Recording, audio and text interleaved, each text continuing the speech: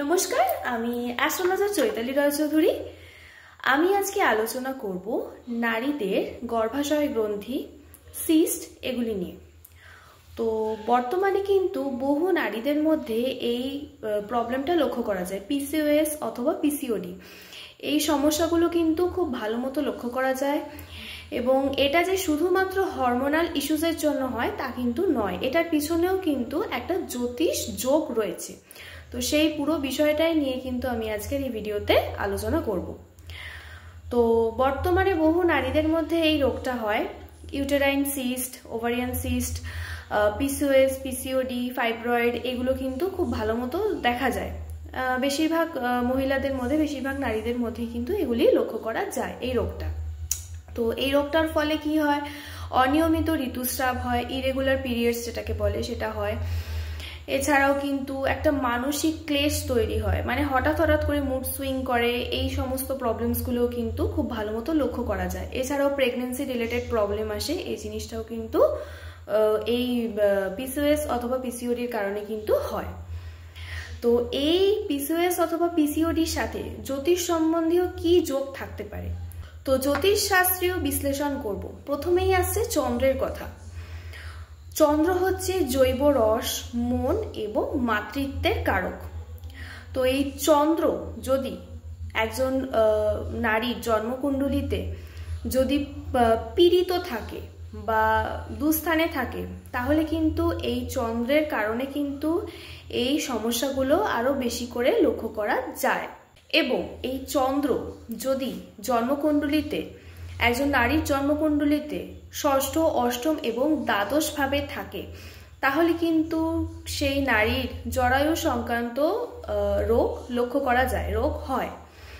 তো একজন ব্যক্তির কিন্তু হরমোনাল ইস্যুস এখান থেকে তৈরি হয়, এই জিনিসটাও কিন্তু লক্ষ্য করা যায়। এবারে আসবো শুক্রের কথায়।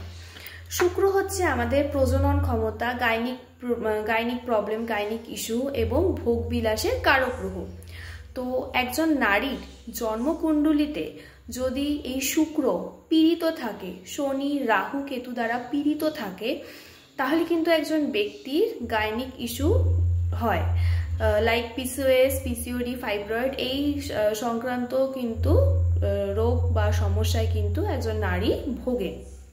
এছাড়াও এই শুক্র যদি রাশিচক্রে অগ্নিতত্ত্বের রাশিতে থাকে, মানে মেষ, সিংহ, ধনু, এই রাশিগুলির মধ্যে যদি শুক্র থাকে তাহলে কিন্তু, এবং পীড়িত থাকে, তাহলে কিন্তু একজন ব্যক্তির যৌন শক্তি বা যৌন আকাঙ্ক্ষায় কিন্তু সমস্যা সৃষ্টি করে, তার শুক্র সংক্রান্ত বিষয় কিন্তু তার প্রবলেম তৈরি করে। এবারে যার কথা বলবো সে হচ্ছে রাহু। তো জন্মকুণ্ডলিতে, একজন নারীর জন্মকুণ্ডলিতে যদি এই রাহু হচ্ছে আমাদের বিষাক্ত কোষ, হঠাৎ কোনো রোগ বৃদ্ধি করে দেয়, কারণ এটি হচ্ছে ছায়া। তো এটা হচ্ছে বিষাক্ত কোনো কিছু বা কোনো হঠাৎ করে কিছু আকস্মিক রোগ আনিয়ে দিল, এই টাইপের কিন্তু কাজগুলো রাহু করে। তো এই রাহু যদি একজন ব্যক্তির জন্মকুণ্ডলিতে থাকে, তাহলে কিন্তু একজন ব্যক্তি জরায়ু সংক্রান্ত রোগের প্রকোপটাকে আরো বাড়িয়ে দেবে।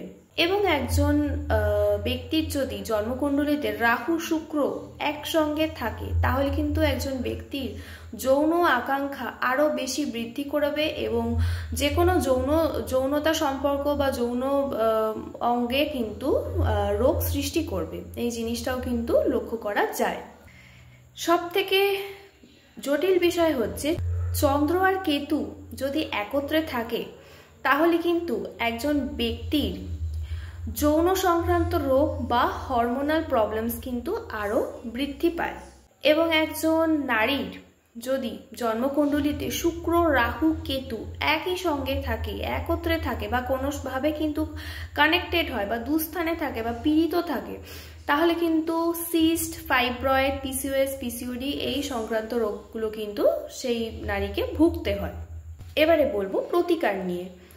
একজন ব্যক্তির জন্মকুণ্ডলিতে যদি চন্দ্র এবং শুক্র পীড়িত থাকে, তাহলে সে ব্যক্তি কি করবেন, প্রত্যেক সোমবার এবং শুক্রবার কিন্তু মহাদেবের পুজো করবেন এবং সোমবার এবং শুক্রবার কিন্তু যতটা সম্ভব হালকা রঙের কোনো পোশাক পরার চেষ্টা করবেন, like light pink, white colour এই টাইপের কিন্তু কোনো বস্ত্র পরিধান করার চেষ্টা করবেন। এবং চেষ্টা করবেন কোনো কুমারী মেয়েকে স্যানিটারি ন্যাপকিন দেওয়ার বা কোনো প্রসাধনী সামগ্রী দেওয়ার বা কোনো খাদ্য মিষ্টি এই জাতীয় দ্রব্য কিন্তু দান করার চেষ্টা করবেন।